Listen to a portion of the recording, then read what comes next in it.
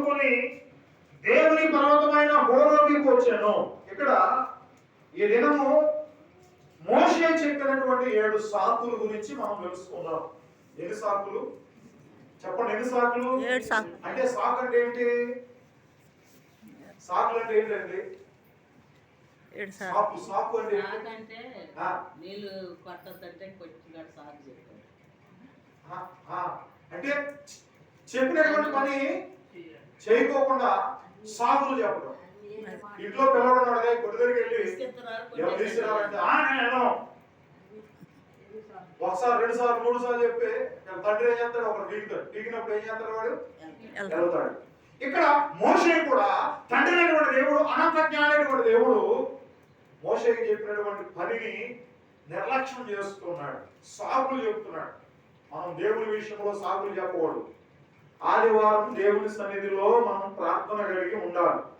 దేవుడు మనల్ని ఎందుకని బ్రతికించాడంటే దేవుని మందిరానికి వచ్చి ఆయన సన్నిధిలో మనం విధంగా జీవించి ప్రభువును ఆయన నామాన్ని హెచ్చరించడానికే మనం దేవుడు అనుకున్నాడు. దేవుడికి స్తోత్రం చెప్తాం. అలాంటి మనము సాగులు చెప్పకూడదు. అయ్యా గత వారం ప్రార్థన రాలేదండి అమ్మ అంటే, అయ్యా వర్షంగా ఉంది కదా, లేకపోతే ఇంట్లో చుట్టాలు వచ్చారయ్యా, లేదా అలా జరిగింది ఎలా జరిగింది మనం సాకులు చెప్తాం. మనము ఎవరికి సాకులు చెప్తున్నాం అంటే దేవునికి చెప్తున్నాం. ఇది దేవుని ఇల్లు, దేవునికి స్తోత్రం చెప్తాం. దేవుని పెళ్లికి అందరూ పెద్దలే, మనందరం పెద్దలనే, ఇందులో చిన్న పెద్ద లేదు. ఆయన అనంత జ్ఞాని, ఆయన మనల్ని ఉద్ధరించువాడు, మనం పోషించువాడు, మనల్ని నడిపించువాడు. ఏదైనా మనం బ్రతికున్నామంటే ఆహారం బట్టి బ్రతకలేదు, విషయాన్ని జ్ఞాపకం చేసుకోవాలి. దేని బట్టి బ్రతకలేదు? ఆహారం బట్టి అయ్యా ఈ దినం బాగా సమృద్ధిగా తిన్నాను అని కాదండి. దేవుడు ఆరోగ్యం ఇవ్వకపోతే, దేవుడు ఆయన మనకి శక్తిని ఇవ్వకపోతే మనం ఏమీ చేయలేము.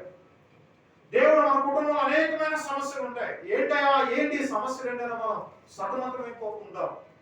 ఒక్కసారి ఆ సతమతం అవ్వకుండా మనం మోకాళ్ళు వేసి కన్నీళ్లు కాచి, ప్రభువా అయ్యా ఈ విధంగా మన కుటుంబం ఇలాంటి పరిస్థితులు ఉన్నా, నా భర్త నా మాట వింటలా, నా కుమార్తె నా మాట వింటలా, నా పిల్లలు నా మాట వింటలేదు అయ్యా అని చెప్పేసి మనకున్నటువంటి సమస్య ఎవరి దగ్గర పెట్టాలి? ఆయన సన్నిధిలో మనం ఆయన దగ్గర పెట్టి విజ్ఞాపనలు చేసినప్పుడు దేవుడు తప్పనిసరిగా ఆయన మన మొరను ఆలకించి చక్కటి కార్యాలు మన జీవితాల్లో జరిగించగలిగినటువంటి దేవుడు. హల్లెలూయా. ఇక్కడ మోషే 7 సాకులు చెప్తున్నాడు. వాటిని దినం జ్ఞాపకం చేసుకుందాం. ఆ వాక్యం చెప్తున్నప్పుడు మనం కూడా అలాంటి సాకులు చెప్తున్నామేమో దేవుని విషయంలో, దేవుని సన్నిధి విషయంలో జ్ఞాపకం చేసుకుందాం. మోషే మిద్యాను యాజకుడైనటువంటి ఇత్రో అను తన మామ మందను మేపుచు. మోషేని అక్కడ ఆ ఇశ్రాయేలు ప్రజలందరినీ దేవుడు విడిచిపెట్టాడు. మోషే దగ్గరికి వెళ్ళినప్పుడు ఆ మోషే అప్పుడు వెళ్ళినప్పుడు దానికంటే ముందుగా అక్కడ చూసినట్టు అలాగే అనేక దినములు జరిగిన తర్వాత ఐగుప్తు రాజు చనిపోయాను. ఇశ్రాయేలు తాము చేయుచున్న వెట్టి పనులు బట్టి నిట్టూర్పులు విడిచుచు మొరపెట్టుచుండగా తాను వెట్టి పనులు బట్టి వారు పెట్టిన మొరను దేవుని యొద్దకు చేరెను. ఆ ఇశ్రాయేలు ప్రజలు అక్కడ ఐగుప్తులో ఉన్నారు. వారిని అలాగా అనేక దినములు జరిగిన మీదట ఐగుప్తు రాజు చనిపోయాడు. ఐగుప్తు రాజు అనేటువంటి వాడు ఏమయ్యాడు? కొద్ది రోజుల క్రితం చనిపోయాడు. చనిపోయిన తర్వాత ఏం జరిగిందంటే ఇశ్రాయేలు తాము చేయొచ్చు వెట్టి పనులను బట్టి, వాళ్ళు చేస్తున్నటువంటి వెట్టి పనులు ఏంటంటే చూడండి, ఆ గడ్డి మట్టి వేసి వారు ఇలా తొక్కుతూ ఉన్నారు. ఇప్పుడు చూసినా అవి తొక్కుతున్నప్పుడు ఆ వచ్చినటువంటి తయారు చేసినటువంటి ఇటుకలతో ఆ పెద్ద పెద్ద రాసు కోటలు మేడ మిద్దులు కడటానికి ఈ ఇటుకలు ఉపయోగించేటువంటి వాడు. దీనికి పని ఎవరు చేయాలంటే ఇశ్రాయేలు ప్రజలు చేయాలి, బానిసలుగా చేయాలి. తొక్కుతున్నప్పుడు కాలు నొప్పులు వచ్చాయి, నడవలేదు, సరిగ్గా తిండి లేదు కాదు. ఒకవేళ రాకపోయినా ఒడ్డు మీద ఏం పడేది? కొరడా చెల్లమని పడేది. అలాంటి భయంకరమైనటువంటి స్థితిలో ఎవరున్నారంట? ఇశ్రాయేలు ప్రజలు ఉన్నారు. అంటే ఇక్కడ చూద్దాం, అలాగా అనేక దినములు జరిగిన తర్వాత ఐగుప్తు రాజు చనిపోయాడు. ఇశ్రాయేలు తాము చేయించిన వెట్టి పనులు బట్టి నిట్టూర్పులు విడుచుచు. ఏమి ఇచ్చారంటే వాళ్ళు నిట్టూర్పులు అంటే ఎప్పుడు వస్తుందో మనకు ఆ బాధ జాగ్రత్తగా వినాలి. మనకి ఎప్పుడు వస్తుంది ఆ బాధ అంటే కష్టం వచ్చినప్పుడు వస్తుంది బాధ, శ్రమ వచ్చినప్పుడు వస్తుంది బాధ. డాక్టర్ అనుకోని రీతిగా ఇక నువ్వు అతను సస్తాలు అన్నప్పుడు మనకి నిట్టూర్పులు కలుగుతుంటారు. అందరూ బాగున్నారే, నన్ను ఏంటి దేవుడు ఏంటి ఇలా చేసేది, డాక్టర్ ఇలా చెప్పకపోతే బాగుండేమో, ఎవరి రిపోర్ట్ ఏమో మానియా, వేరే వాళ్ళ రిపోర్ట్ నాకు వచ్చిందా, ఎలాంటి సందర్భాలు కలిగి ఒకసారి కుటుంబాన్ని జ్ఞాపకం చేసుకొని ఏం చేస్తాం, నిట్టూర్పులు విడుస్తూ ఉంటాం, నిట్టూర్పులు ఏడుస్తాం, ఏడుతాం, లోపల హృదయం కమిలిపోతే కుదురు కరిగిపోతా ఉండదే మైనవలే.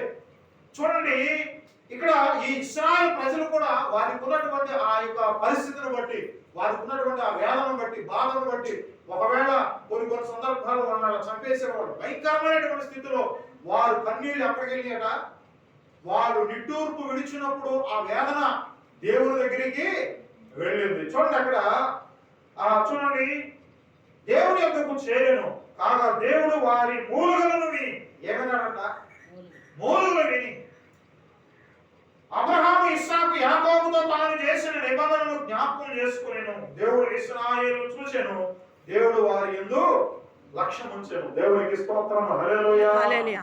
ఇక్కడ దేవుడు వారి యందు ఏముంచాడట, విశ్వాసం ఉంచాడు. దేవుడు వారి యందు విశ్వాసం ఉంచడానికి గల కారణం ఏంటి? మీకు ప్రశ్న, ఆన్సర్ చెప్పాలి. ఏంటది? వారు కన్నీళ్లు విడిచుచు, నిట్టూర్పులు విడిచుచు ఏం చేశారంట, వాళ్ళు నిట్టూర్పులు విడిచుచు మొరపెట్టుచుండగా, కన్నీళ్లు గాల్చి ఏం చేశారంటే హృదయపూర్వకమైనటువంటి వారం దేవుడు ఆలకిస్తాడు. దేవునికి స్తోత్రం చెప్తాం. హల్లెలూయా. నిజమేనండి, మేము ప్రార్థన చేస్తున్నాం, మా ప్రార్థన దేవుడు ఎందుకు ఆలకించట్లేదు, ఎందుకు ఎంత ఆలస్యం అవుతుందంటే కారణం ఏంటంటే ఆ ఆలస్యం అవడానికి కారణము నీవే. అదే బైబిల్లో ఒక మాట ఉంది, ప్రభువా ప్రభువా నన్ను పిలిచి ప్రతివాడు పరలోక రాజ్యం చేరడు గాని తండ్రి చిత్త ప్రకారం చేయవాడే చేరతాడు. అంటే మనం పై పనులతో దేవుని స్తుతించినంతసేపు దేవుని దగ్గర నుంచి ఏ రిజల్ట్ రాదు, ఏ కార్యము జరగదు. అయితే మనం అనుకుంటాం, ఆయన నిజంగా మనం స్తుతించట్లేదంటే అది మన అంతరాత్మకే తెలియాలి. కనుక చూడండి, వారి మూలుగులను, వారి యొక్క నిట్టూర్పులను, వారి మొరలను దేవుడు ఎవరు ఆలకించారట, దేవుడు ఆలకించాడు. ఒక్కసారి దేవుడు ఆలకిస్తే వారికి కష్టమా సుఖమా చెప్పండి గట్టిగా. దేవుడు ఆలకిస్తే కష్టమా సుఖమా? మన జీవితాల్లో ఆ కష్టంలో నుంచి, శ్రమలో నుంచి ఏమండి సంతోషంలోకి రావాలని మనం ఏం చేయాలి చెప్పాలి. ఎలాగా? ప్రార్థనే పరలోకనిధిని తెరచుతాడము.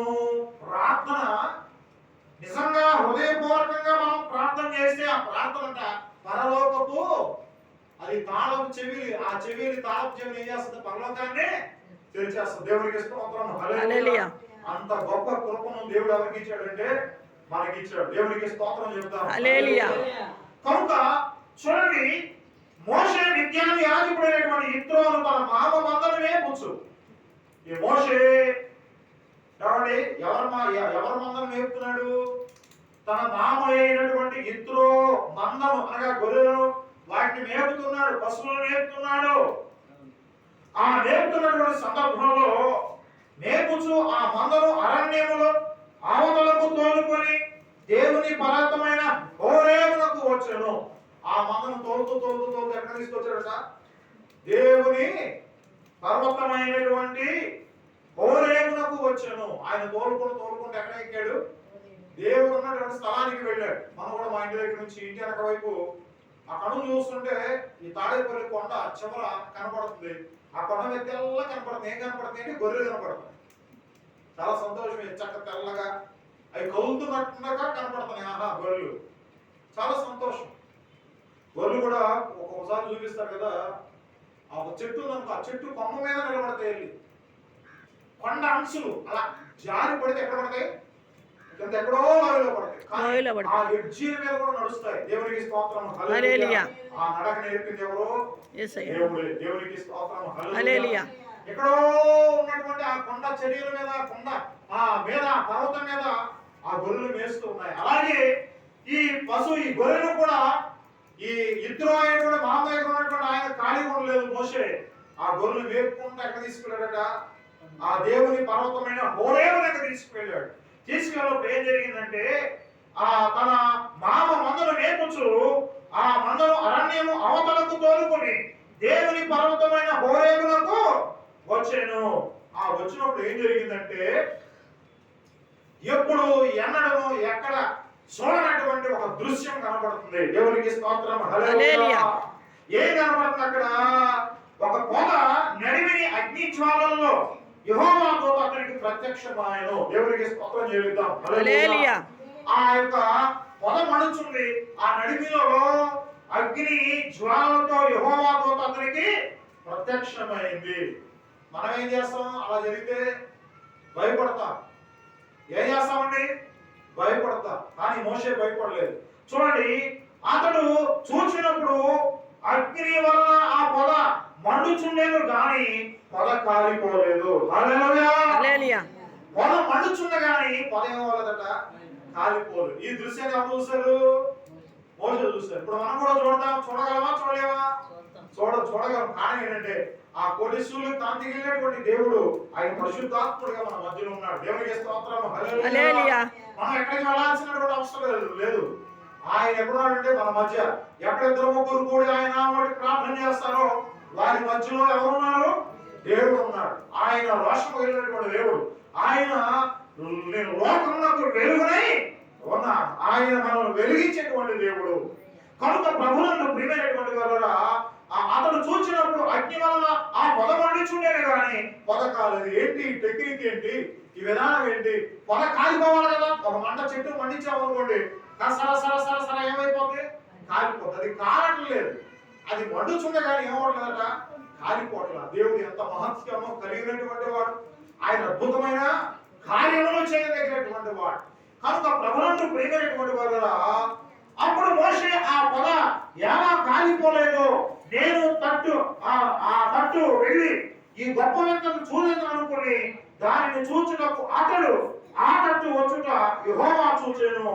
దేవుడు ఆ పొద నడుము నుండి మోషే మోషే అని అతన్ని పిలిచాడు. అందుకు అతడు చిత్తము ప్రభువా అనేదో.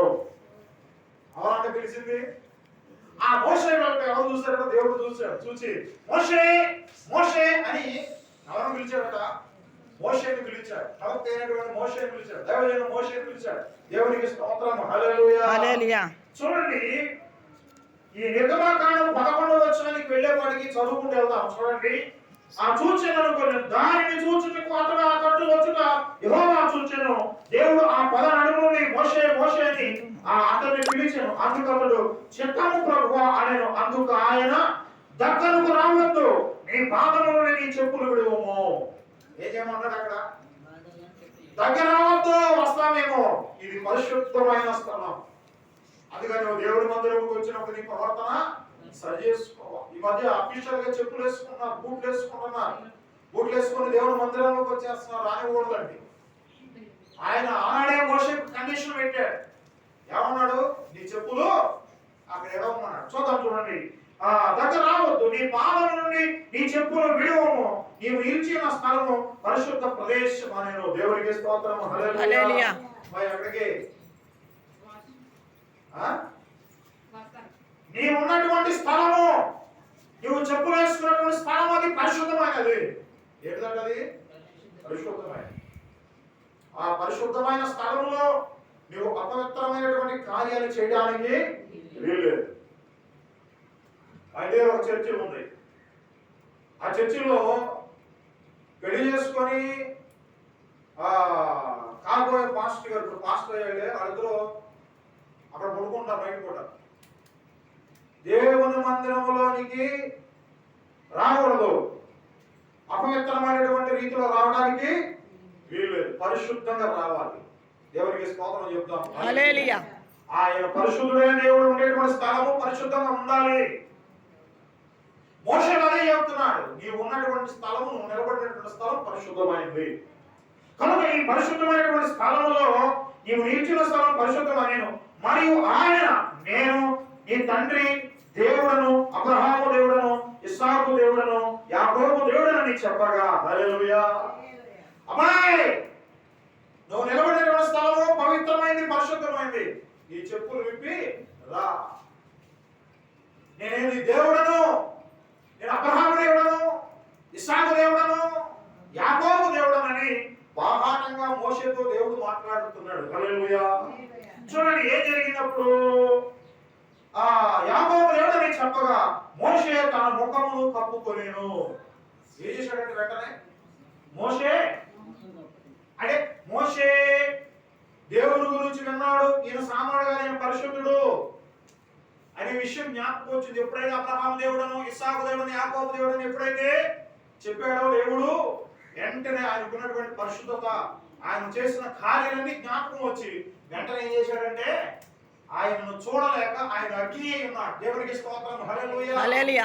ఆయన ముఖమును మోషే ముఖమును కప్పుకున్నాడు. తర్వాత ఏం జరిగింది అక్కడ? ముఖమును కప్పుకొని దేవుని వైపు చూడ వెరచెను. కానీ మరియు యెహోవా ఇట్లనెను, నేను ఐగుప్తులో ఉన్న నా ప్రజలు బాధలు నిశ్చయంగా చూచితిని. ప్రభు అంటున్నాడు, అబ్బాయి నేను ఐగుప్తులో ఉన్న నా ప్రజల యొక్క బాధలో ఇబ్బందులన్నిటిని నేను చూచాను. అందుకే అక్కడ అంటాడు, నా ప్రజలు బాధలు నిశ్చయంగా చూచితిని, పనుల్లో తమను కష్టపెట్టువా వారిని బట్టి వారు పెట్టిన మరణనింటిని వారు దుఃఖంలో నాకు తెలిసి ఉన్నది. దాన్ని చెప్పారు కదా, వారు ఏం పెట్టారు? మొర పెట్టారు, నిట్టూర్పులు విడిచారు, కన్నీళ్లు గార్చారు.